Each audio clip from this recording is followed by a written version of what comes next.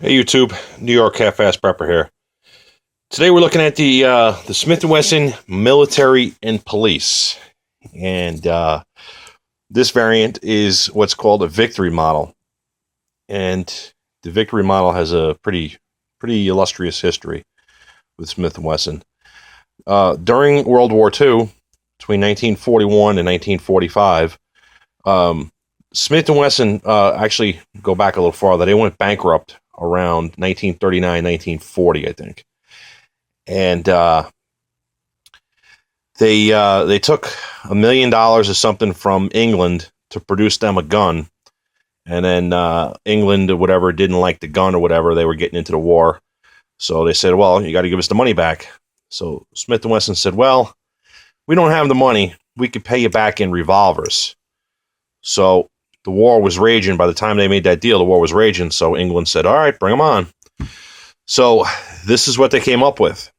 This is the British model. It's chambered in 38/200 or 38 Smith & Wesson, and it's distinguished from the ones that the Americans use by the 5-inch barrel and by the caliber that it shoots. And sometimes there's some markings on here from when they were imported back after the war into the United States. They stamped them with some markings. But this is the revolver that they shipped over, and the British used these on the Lend-Lease program alongside their Enfields and their Webleys and the other crap that they had over there. So that's the story behind this revolver. This particular example I picked up at a gun show. I got it cheap. Nobody wanted it because it was chambered in that 38/200 or the 38 Smith & Wesson, which is a little tiny. Let me show you the round. It's a little anemic round. This gun was safety checked to see if it was loaded before the filming of this video. This is what the rounds look like. And it didn't bother me to buy a gun chambered in this because I reload. So I just loaded these guys up. But anyway, this is a 38 special. Put it in comparison. And there's a little step inside the cylinder. So the 38 special will not chamber in this gun. However, there's a lot of guns out there that were after the war, nobody wanted these, and everybody wanted 38 special because this is obviously a much better round. So what they did was they converted a bunch of revolvers to shoot the 38 special. That round is stuck in there now.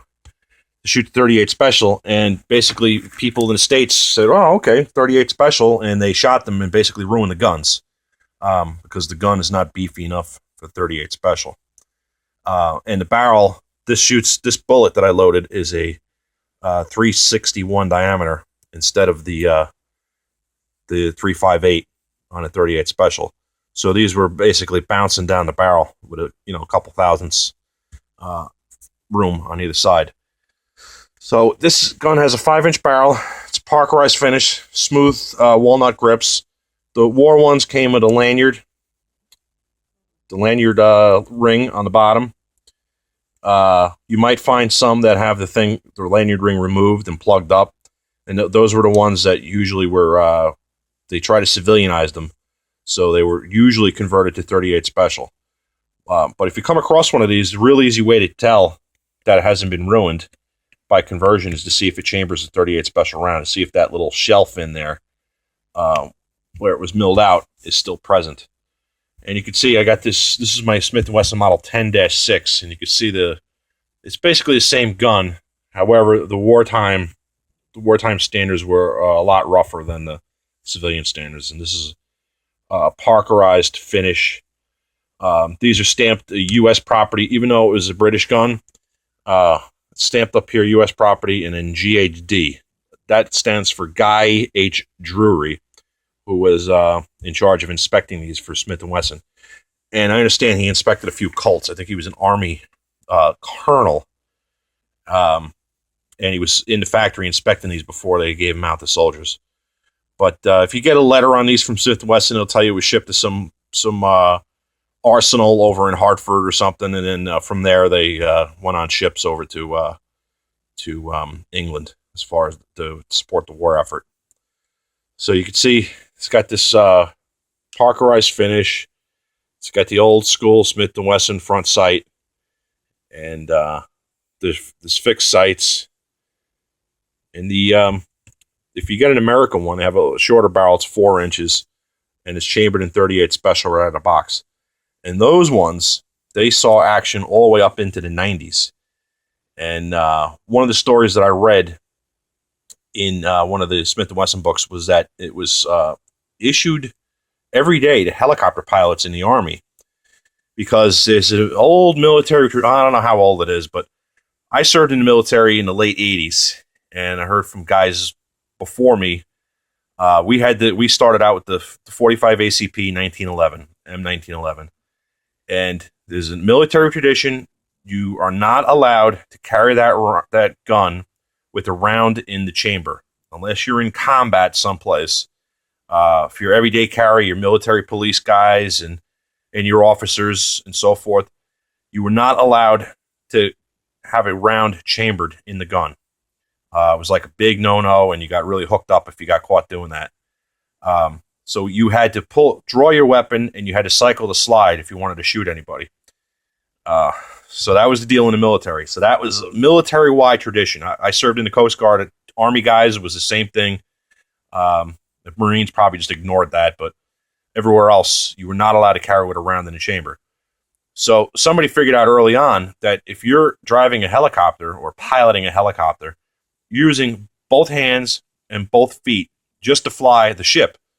So there was no way that you're going to pull both hands off the controls if you had to use your service weapon, your sidearm, and cycle the slide. So they solved that problem by giving the guys revolvers. And they issued this Victory revolver to Army helicopter pilots well into the 80s and probably into the early 90s until the Beretta M9 9mm took over. And that gun was allowed to be carried with a round in the chamber because it was a double action, single action design. So there's interesting history on these guns. So I got loaded up these rounds. We'll try them out. I'm trying to find, these are 145 grain round nose. I'm going to try to find some 200s so I can do the actual British 38 caliber 200 grain round if I could find them, but they're hard to come by. They do actually make commercial ammo for these guns still. You find it on some ammo sites, but it sucks. And there's a reason for that. The reason that it sucks is because a lot of the revolvers chambered in 38 Smith & Wesson are of those old school break top design. And those things can't handle any kind of pressure that blows the guns up. So the ammunition makers make very anemic ammo for those old guns. Smith & Wesson revolver, I'm not too concerned about blowing this up. I think it'll hold up. I mean, this revolver is 80 years old as it is.